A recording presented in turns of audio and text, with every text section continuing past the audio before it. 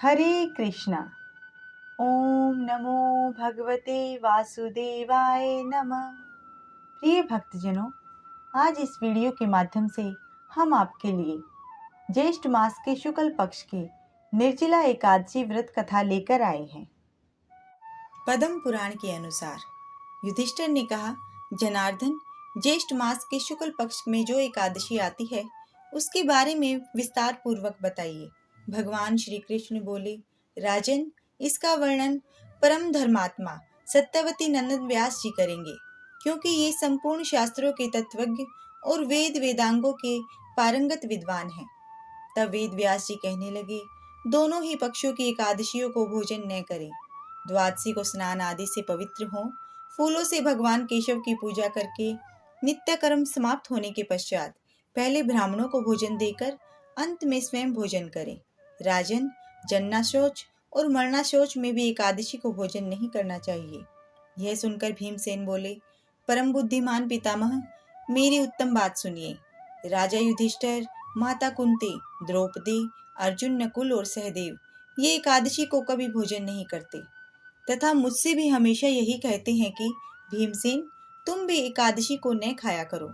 किंतु मैं इन लोगों से यही कह दिया करता हूँ कि मुझसे भूख नहीं सही जाएगी। भीमसेन की बात सुनकर व्यास जी ने कहा, यदि तुम्हें स्वर्ग लोक की प्राप्ति अभिष्ट है और नरक को तुम दूषित समझते हो तो दोनों पक्षों की एकादशी को भोजन न करना। भीमसेन बोले, महाबुद्धिमान पितामह, मैं आपके सामने सच्ची बात कहता हूँ। एक बार भोजन करके भी मुझसे व्रत नहीं किया जा सकता, फिर उपवास करके तो मैं रह ही कैसे सकता हूँ। मेरे उदर में वृक नामक अग्नि सदा प्रज्वलित रहती है, अतः जब मैं बहुत अधिक खाता हूँ तभी यह शांत होती है। इसलिए महामुने, मैं वर्ष भर में केवल एक ही उपवास कर सकता हूँ, जिससे स्वर्ग की प्राप्ति सुलभ हो तथा जिसके करने से मैं कल्याण का भागी हो सकूं। ऐसा कोई एक व्रत निश्चय करके बताइए, मैं उसका यथोचित रूप से पालन करूंगा। व्यास जी ने कहा, भीम, ज्येष्ठ मास में सूर्य वृष राशि पर हो या मिथुन राशि पर शुक्ल पक्ष में जो एकादशी हो उसका यत्न पूर्वक निर्जल व्रत करो। केवल कुल्ला या आमचन करने के लिए ही मुख में जल डाल सकते हो। उसको छोड़कर और किसी प्रकार का जल विद्वान पुरुष मुख में न डाले, अन्यथा व्रत भंग हो जाता है। एकादशी को सूर्योदय से लेकर दूसरे दिन के सूर्योदय तक मनुष्य जल का त्याग करे तो यह व्रत पूर्ण होता है। तदंतर द्वादशी को निर्मल प्रभात काल में स्नान करके ब्राह्मणों को विधि पूर्वक जल और सुवर्ण का दान करें। इस प्रकार सब कार्य पूरा करके जितेंद्रिय पुरुष ब्राह्मणों के साथ भोजन करें। वर्ष भर में जितनी एकादशियां होती है उन सब का फल निर्जला एकादशी के सेवन से मनुष्य प्राप्त कर लेता है, इसमें तनिक भी संदेह नहीं है। शंख, चक्र और गदा धारण करने वाले भगवान केशव ने मुझसे कहा था कि यदि मानव सबको छोड़कर एकमात्र मेरी शरण में आ जाए और एकादशी को निराहार रहे तो वह सब पापों से छूट जाता है। एकादशी व्रत करने वाले पुरुष के पास विशालकाय विकराल आकृति और काले रंग वाले दंड पाशधारी भयंकर यमदूत नहीं जाते। अंतकाल में पीतांबरधारी, सौम्य स्वभाव वाले, हाथ में सुदर्शन धारण करने वाले और मन के समान वेगशाली विष्णु दूत आकर इस वैष्णव पुरुष को भगवान विष्णु के धाम में ले जाते हैं। अतः निर्जला एकादशी को पूर्ण यत्न करके उपवास करना चाहिए। तुम भी सब पापों की शांति के लिए यत्न के साथ उपवास और श्री हरि का पूजन करो। स्त्री हो या पुरुष, यदि उसने मेरु पर्वत के बराबर भी महान पाप किया हो तो वह सब एकादशी के प्रभाव से भस्म हो जाता है। जो मनुष्य उस दिन जल के नियम का पालन करता है वह पुण्य का भागी होता है। उसे एक एक पहर में कोटि कोटि स्वर्ण मुद्रा का दान करने वाला फल प्राप्त होता है।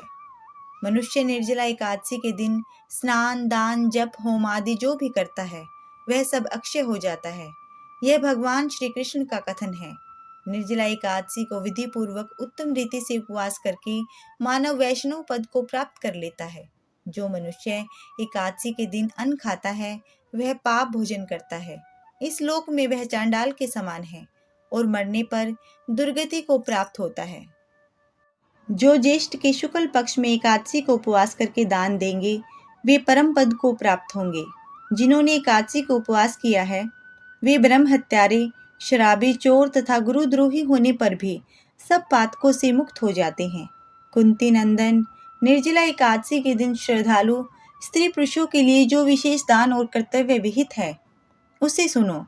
उस दिन जल में शयन करने वाले भगवान विष्णु का पूजन और जलमयी धेनु का दान करना चाहिए अथवा प्रत्यक्ष धेनु या घृतमयी धेनु का दान उचित है। जिन्होंने शम, दम और दान से प्रवृत्त हो श्री हरि की पूजा और रात्रि में जागरण करते हुए इस निर्जला एकादशी का व्रत किया है, उन्होंने अपने साथ ही बीती हुई 100 पीढ़ियों को और आने वाली 100 पीढ़ियों को भगवान वासुदेव के परम धाम में पहुंचा दिया है। निर्जला एकादशी के दिन अन्न, वस्त्र, गो जल, शैया, सुंदर आसन, कमंडलू तथा छाता दान करने चाहिए।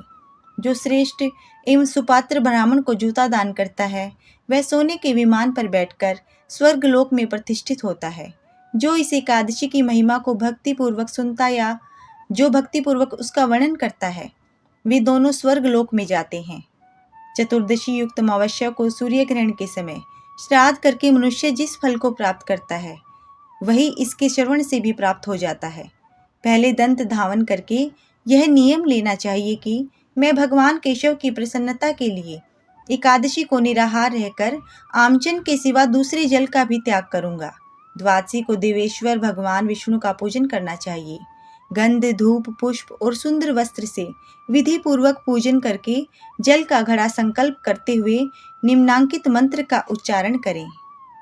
देव देव ऋषिकेश संसारारणवतारक उद्दिकुम प्रदानेन नयम माम प्रमाम गतिम।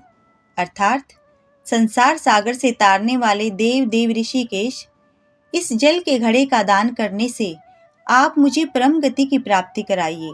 भीमसेन, ज्येष्ठ मास में शुक्ल पक्ष की जो शुभ एकादशी होती है उसका निर्जल व्रत करना चाहिए तथा उस दिन श्रेष्ठ ब्राह्मणों को शक्कर के साथ जल की घड़ी दान करनी चाहिए। ऐसा करने से मनुष्य भगवान विष्णु के समीप पहुंचकर आनंद का अनुभव करता है। तत्पश्चात द्वादशी को ब्राह्मण भोजन कराने के बाद स्वयं भोजन करें। जो इस प्रकार पूर्ण रूप से पाप नाशिनी एकादशी का व्रत करता है वह सब पापों से मुक्त हो अनामय पद को प्राप्त होता है। यह सुनकर भीमसेन ने भी इस शुभ एकादशी का व्रत आरंभ कर दिया। तब से यह लोक में पांडव द्वादशी के नाम से विख्यात है। बोलो एकादशी माता की जय। श्री हरि विष्णु की जय। आप सभी श्रोताओं से नम्र निवेदन है, यदि आपको कथा अच्छी लगी हो तो वीडियो को लाइक करें, शेयर करें, चैनल को सब्सक्राइब करें। धन्यवाद।